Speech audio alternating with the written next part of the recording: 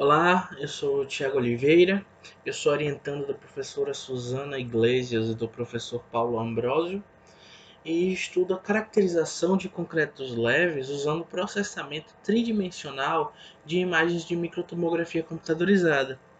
E aí, para a gente começar a entender melhor o que é isso, a gente precisa entender primeiro quais são esses concretos estudados. O que é esse concreto leve? É um concreto com agregados leves em EVA e fibras de piaçava. E por que esses materiais, né? O EVA ele é um resíduo da indústria calçadista que não pode ser reaproveitado na produção. Então, basicamente, são restos de sola de sapato e palmilhas que seriam descartadas de maneira inapropriada na natureza. Então, a utilização desse material no concreto ele reduz o custo de produção do concreto, além de reduzir o descarte inadequado desse material na natureza. Já a fibra de piaçava, ela é uma fibra vegetal nativa da região sul da Bahia e de alta disponibilidade e que também é um resíduo mais da produção agrícola. E a utilização desse material ele pode incentivar a cultura agrícola regional, além de ajudar a resolver problemas de resistência característicos do concreto leve. E aí a adição desses dois materiais no concreto torna esse concreto um concreto mais sustentável. E só que assim, como todo material novo que está sendo estudado, ele precisa ser conhecido, né? A gente precisa caracterizá-lo para conhecê-lo. E para isso, utilizamos o ensaio de microtomografia computadorizada de raio-x. Ele é um ensaio não destrutivo que mantém as propriedades do material ensaiado, gerando uma certa economia e que é muito utilizado nas ciências materiais hoje. E ele basicamente consiste na reconstrução tridimensional da amostra através de uma série de fatias bidimensionais. Então, o meu estudo ele busca responder se é possível utilizar ensaios de microtomografia computadorizada de raio-x para caracterizar concretos leves com agregados em EVA e fibras de piaçava, através de uma abordagem tridimensional. Então, tem como objetivo segmentar e caracterizar amostras de microtomografia de concretos leves utilizando processamento tridimensional de imagens. Para isso, os materiais utilizados nos estudos são as fatias bidimensionais geradas a partir da imagem tridimensional obtida com o ensaio de microtomografia computadorizada. Essas amostras elas possuem diferentes composições de concreto com adições de EVA e fibras de piaçava. E para cada uma dessas amostras foram geradas em torno de 2.100 fatias bidimensionais da amostra tridimensional. Então, por exemplo, aqui a gente tem uma imagem gerada pelo ensaio de microtomografia de um corpo de prova com 1% de EVA grosso, 1% de fibra de piaçava e 15% de EVA grosso.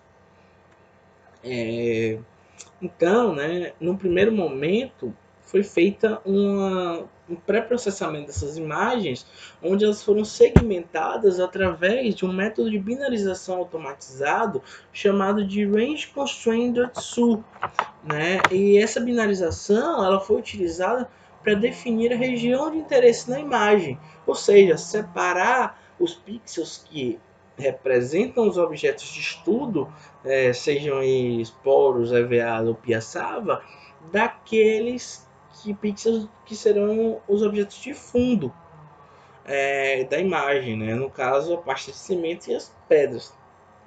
Então, é, só que aí, para evitar que as bordas da imagem fossem contabilizadas no cálculo, foi gerada também uma máscara que delimita a área total da amostra em cada fatia.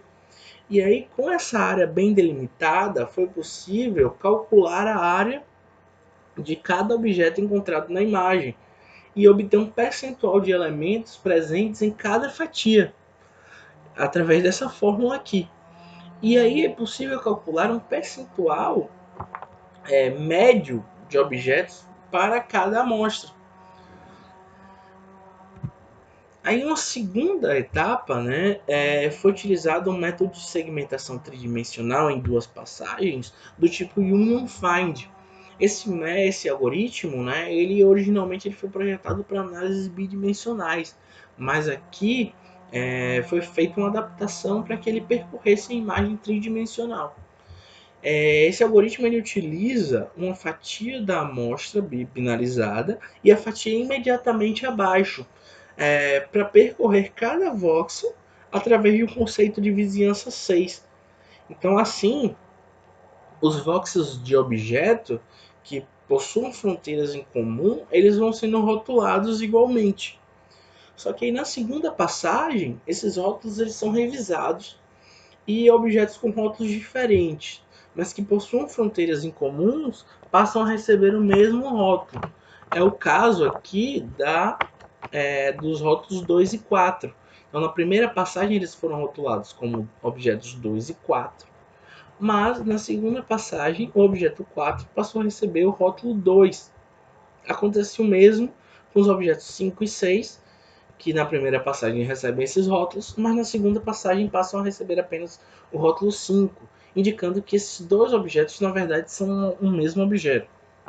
Então, uma vez realizada a segmentação das imagens, foram utilizados os percentuais médios, os percentuais de objetos calculados em cada fatia bidimensional para observar o comportamento é, desses valores ao longo das amostras, né? Sabendo que o concreto ele não é um material homogêneo. Então essa variação nos levou a decidir que a média desses valores seria um bom parâmetro para representar cada amostra. E aí assim foram obtidos todos os valores médios dos objetos nas amostras, onde a variação na composição das amostras de concreto ficam explícitas.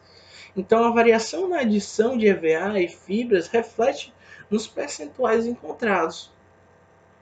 Da mesma forma, foram encontrados os percentuais de objetos a partir da análise tridimensional.